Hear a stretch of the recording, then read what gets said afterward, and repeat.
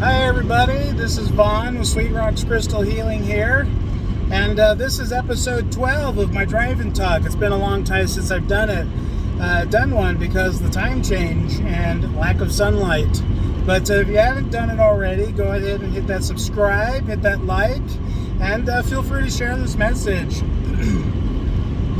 So just to refresh my audience, because it's been a little while, it's been about 3 weeks, but I do these driving talks because I put a lot of miles in my car. So when I'm traveling, especially when I'm going out and exploring and adventuring or working or just in general, I put a lot of miles. So it gives me time to think, gives me time to ponder. And so these are just my open-ended opinions and conversations that I have and updates of what's going on in my sovereignty, my journey of becoming free, becoming abundantly living and being sovereign. And so it's interesting in this episode 12 as I actually do want to talk about sovereignty and kind of what that means to me. So for me, sovereignty just means that I get to be me. I get to do what I want to do. I get to experience life in my terms without being told or commanded or instructed or restricted. That to me is not sovereignty. So for me, I just enjoy being present. And being present has many perks, like brings your happiness, brings your joy. Being present with all of that also means that you're embodying love and not fear. And that's why I love it. But I just want to give you an update where I'm at. The last 3 weeks have been kind of interesting. This is the first time that I've been away from my little one for 3 weeks at a time. Usually it's every 2 weeks I exchange her, but this time it's a 3-week one to offset the holidays from last year for her mom. And it's been hard. Like it's crazy how I see my children as an appendage off my body, like an arm or a leg. I resonate with them being a part of me. They are a part of me. They're created from me, and we're connected on a very, very spiritual level. And it's so cool as a dad to be able to teach them and guide them and watch them become who they want to be. And I choose to do this parenting tactic of not forcing, rather embracing whatever it is that they are interested in. So one of the things in my life is I was taught and raised based on the indoctrination of everything around me. And I was also raised by my parents that had their own ways and beliefs and things. And they're not wrong in how they did things, but I don't raise my children the way that I was raised. Because there were many things I didn't like and didn't resonate well with me. And I guess you could say gaslighting in a way, because I have a very imaginative personality. I see things beyond what's there, and I feel things beyond what's immediately in front of me, and oftentimes with not intentional, just how it came is, oh, that's just fantasy, oh, that's make-believe, oh, that's just imaginary. That would happen a lot, and that is a form of gaslighting, because we all do experience things in our lives, and we tend to experience certain things in our life that we can't explain, but it happened. Regardless, it happened. And sometimes, because other people don't believe us, that puts us in fear of, man, well, maybe I'm crazy, maybe I'm psycho, maybe there's, all these things. But society, I've come to learn, we like to put labels on things, and it feels like that it isn't absolute unless there's a label for it. We can't just accept for what is and what isn't, other than, oh, well, it's, I'm talking to people, oh, you must be schizophrenic, or, oh, I can, I'm communicating with others telepathically, something like that, or maybe it's, I'm seeing rainbows and auras, and I'm seeing little light orbs around there. Oh, you probably need to get your eyes checked. It's like you probably have a cataract going on or something. It's like, no, it's not really that. But that's what I mean is children are 100% honest and truthful. They're authentic, they're real, and they are full of love. It isn't until their indoctrination and their circle of influence modifies or changes their perceptions in their reality. And for me as a parent, I am so fascinated by the things that come to light from children and how they see the world. You know, they could be out playing in the grass, playing in the dirt with bugs and such, and they just made a fortress with dinosaurs and bears. You know, but all of that works together, and the dinosaurs could be, I don't know, bouncing on a ball, and one of them could be doing a hula hoop. I mean, whatever the kids are imagining, I mean, that's their world. They're creating it. They are living and embodying their authentic selves, and in the way that they create is a form of presence. So today, I went with my family. They're in town for the holidays for the Day of Gratitude, and we just went and soaked and connected and convened with everybody. So some of my siblings on my other half side came down from Washington, and it's been really nice to connect with them. I absolutely love it, seeing all the family and reconvening and things. And what's wild that I come to realize is that my siblings on that side of my family, I am so much alike. We vibe well, we get each other. Like, it's just crazy how I don't hardly know them, but I know them as if, you know, I've been a part of their life forever. So it's really cool to see that when we reconnect. It's like we pick up right where we left off, and it's just so full of love and compassion and acceptance. Like, that says a lot for people, because I know there are families out there, they can't stand being around one another for whatever reason it may be. They just can't stand it. And so I'm very grateful that my family, that we pick up right where we left off. We respect one another. We accept each other for what they are. But I don't get to be around my other half of my biological family very often because they don't live near me. And so it's just a little different, but it's so cool when we connect and how much alike the connections I make with them. But this Thanksgiving was really, really amazing. Previously being a chef, oftentimes there's that expectation that I need to make something amazing and contribute and take into the stress of getting into the holiday of gluttony. And I'm just like, sometimes I like being cooked for. Sometimes I like just showing up and eating a meal and enjoying the company. As a chef, we also like to be on the receiving end. I'm not saying I don't like doing it. I absolutely love cooking. I love creating. I love giving people things that just entice all of their senses, their light, their love, their feelings, like the textures, like your taste, your smells, the sounds, all of it is immersive in exactly what I do when I cook. And that's why I love cooking, is because it becomes an experience. Now, I've come across some awarenesses. Sorry, my phone shifted here as I was turning. But I've been learning about why or how I have such a unique ability of building something from nothing. I can create. I'm a creator of sorts, and everything I do, the way I see this world, is about creation in everything, in all things. And I'm always giving my 100%. Like, I don't just do something and half-ass it just to get it done with. No. If I'm going to do something, I'm going to give my full 100% into it. Now, in turn, what is sovereignty? Like, that's the whole point of the video is, I'm talking about my version of sovereignty.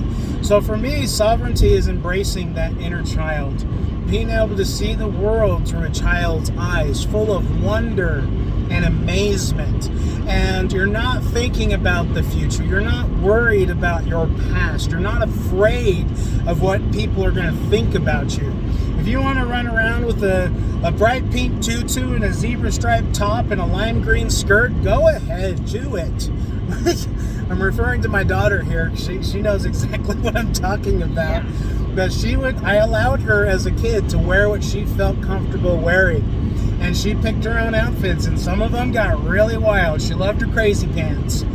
And nothing really matched, but for her, it was beautiful. And so that's it. That's all we allow. And to this day, she still chooses what she wants to wear. Now, her colors and stuff are more refined, more mature. But I think that it's important in our lives as a sovereign being, the divine souls that we are. It's important that we learn to embrace our inner child. It's to love it ourselves and just see this world with wonder and amazement. This week I've been just kind of on holiday mode because I'm getting at the end of leaving my job is what's happening. the 21st of December, I've put in my resignation letter for the company that I work for, that I'm done. And let me tell you, this huge release of stress that was on my shoulders working this job, it was removed. Like, I'm so happy, I'm so relieved, like, and that relief just left me tired and worn out, and all I couldn't really create, because I was recovering. Like, my job in a way was keeping me up, and I kicked that out from underneath me, so I kind of fell.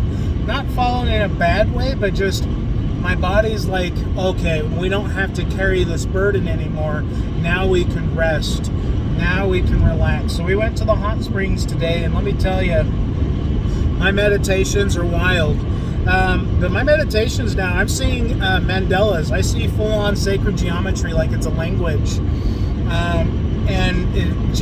And I start looking into the feelings that come with what I see. And today's meditation was focused on love. And I was seeing a 4-point star, which was just absolutely beautiful, and was flowing and moving like the all-seeing eye. And I'm amazed at where I'm going in my life. Now, I still get some of the fear that's projected from my family about, are you sure about this? You've got kids, you've got to support, you've got all these things. All that fear-mongering was like, in a way, they are trying to be helpful because they're looking out for me. But in a way, it's more destructive than good. And that's okay. I value their opinion, but I don't accept it. If it does not resonate with me, my sovereignty means, no, it does not resonate with me. I do not accept it. But I respect where they're coming. I respect their opinions. I respect their views, because that's how they perceive their world. I'm not here to judge them. If it doesn't resonate with my dreams, my goals, my vision, well, then in a way, I just kind of like, okay, you can be over here. That's fine, but I don't want to hear it. I don't accept it. I don't receive. So a lot of things that I say to myself in my mind is, I do not consent. And that's our power of saying yes and no. Like, if it does not feel good inside in your heart, if it does not feel right, if it does not resonate well, I do not consent. I do not accept this at all. And that's okay. You're okay. You're okay. And it's fine for you to say, you know what?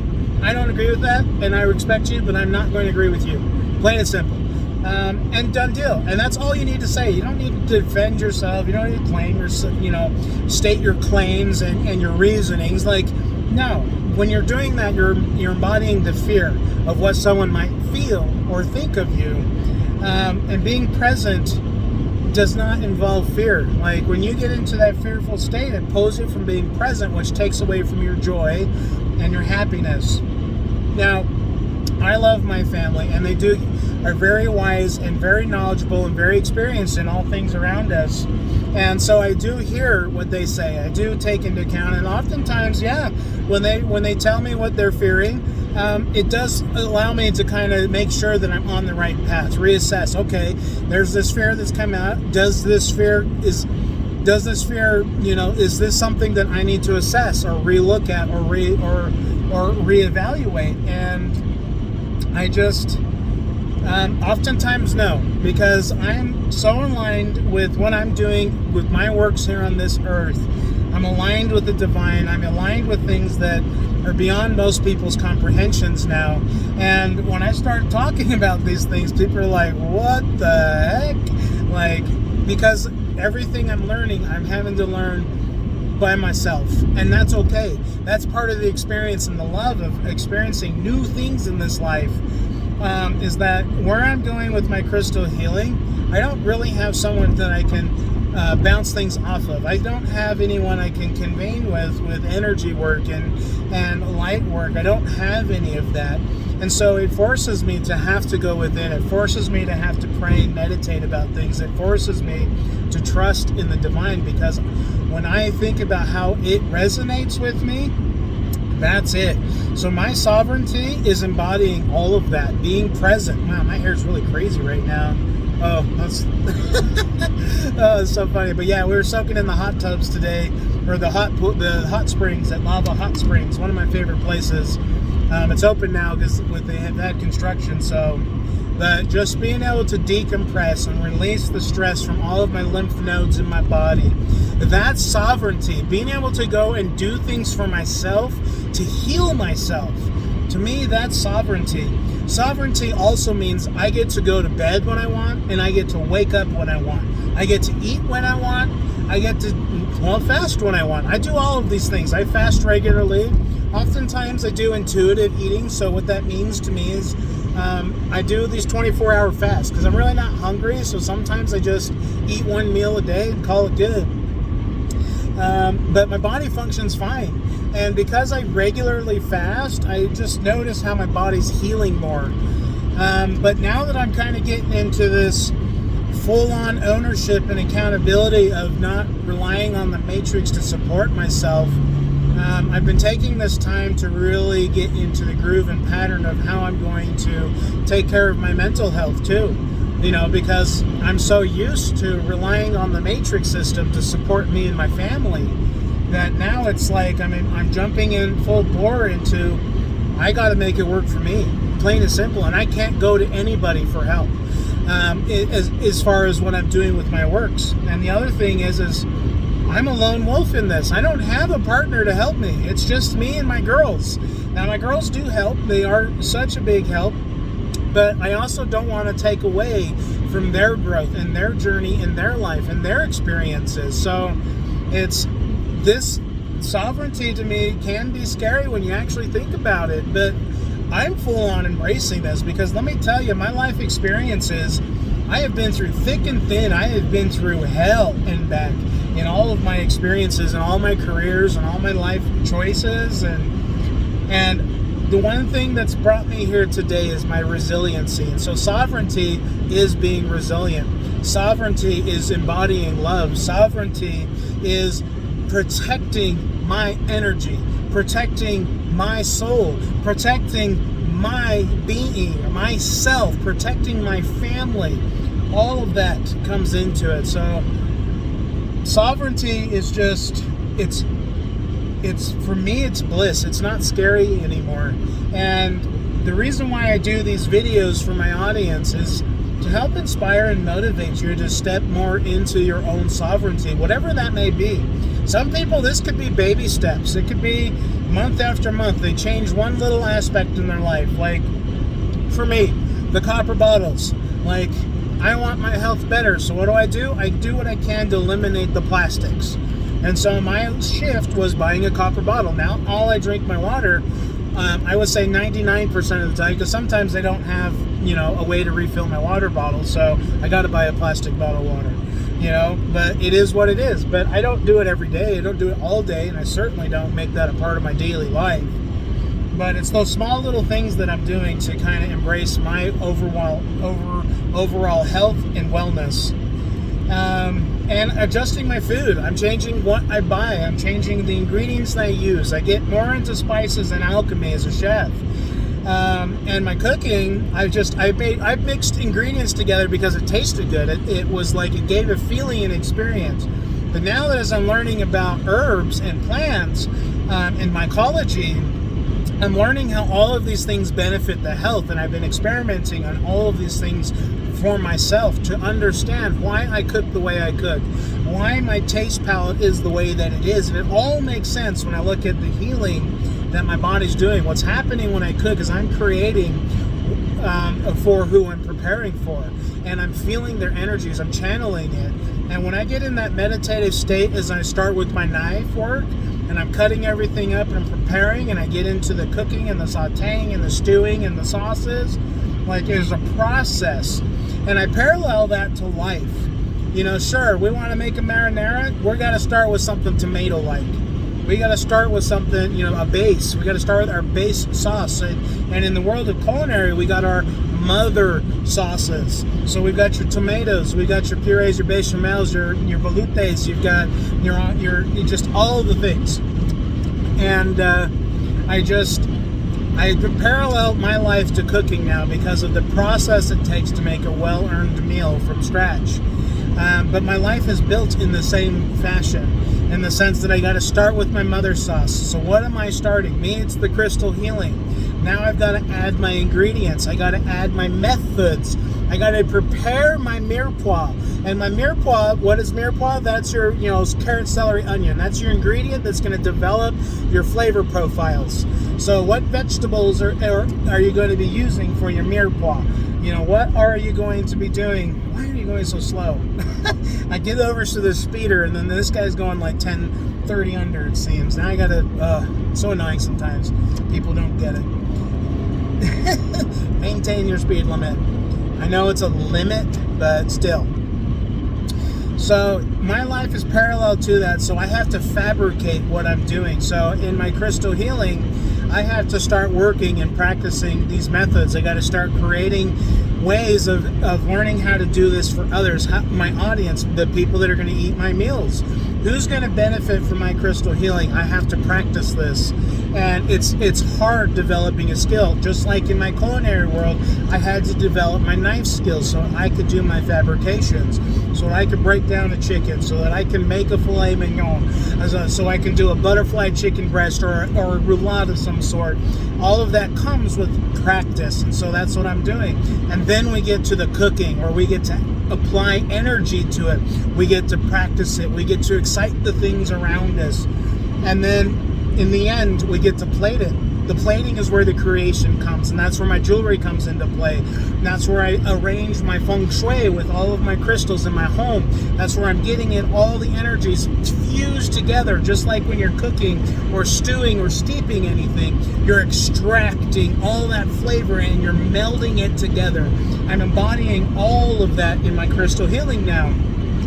And so for me, that's sovereignty, is being able to parallel every method and practice I've used in my life to focusing on my crystal healing now.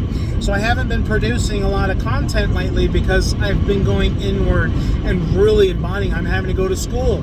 But my school is not conventional. I don't have these workshops that I can go to. I don't have classrooms that know what I'm talking about and learning about. I really have to get connected to my spiritual self to receive this. And what I've been receiving is just fantastic, phenomenal. And I don't have any other way of explaining it other than it's divine. It's super divine. But I see the language of sacred geometry now. I see the language of frequency. And I'm learning how to meld and fuse the frequencies of light, sound, and crystals together to heal myself. And not only am I healing myself, it's increasing my belief that it's possible that other peoples can do this too. So my crystals, sure, they're pretty, but they are healing. And I love talking about it because I have a newspaper article that's titled just that. Jewelry isn't just pretty, it's healing. And I believe that. That's my motto. Jewelry isn't just pretty, it's healing.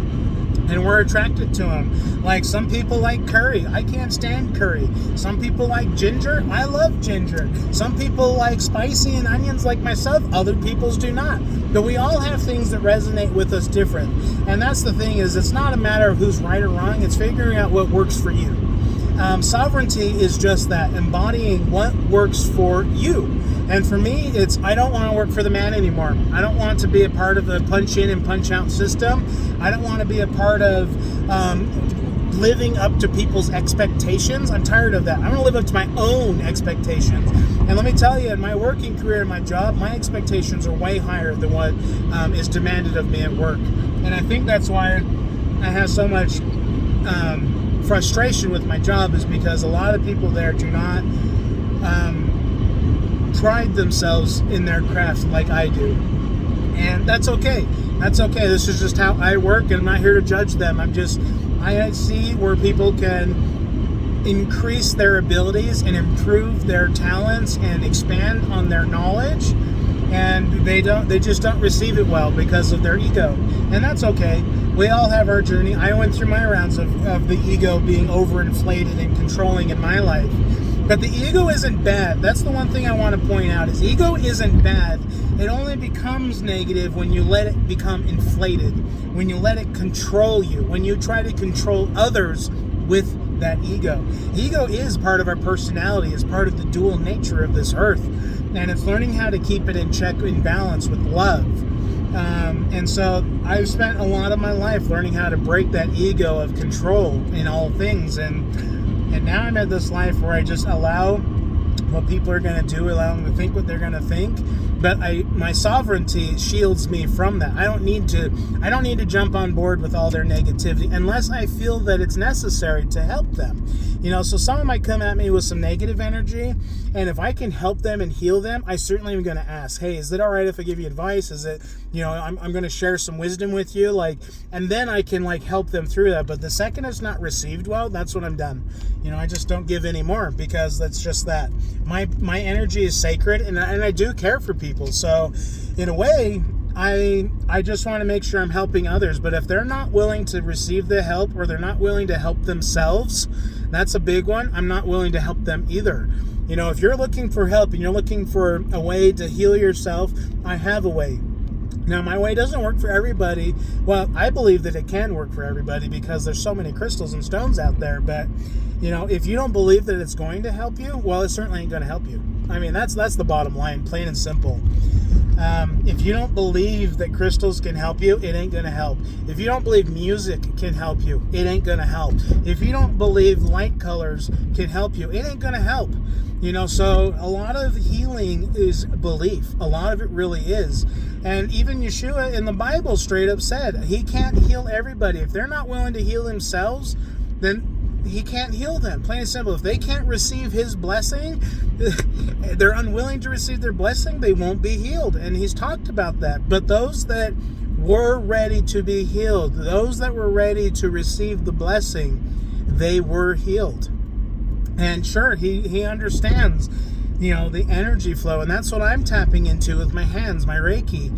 I'm learning into this and how to move energy. And I'm doing it within myself in my breathing exercises, my meditation, and cutting off outside influence that leaves me in a state of fear. So anyway, guys, this is my message of episode 12 about my sovereignty. That's what it means to me. Being sovereign means I get to live my life on my own terms without anyone telling me how to live it. Plain and simple. And my view of sovereignty is embodying the love and the compassion of all things around me, and that includes the people, even the ones that don't resonate well with me.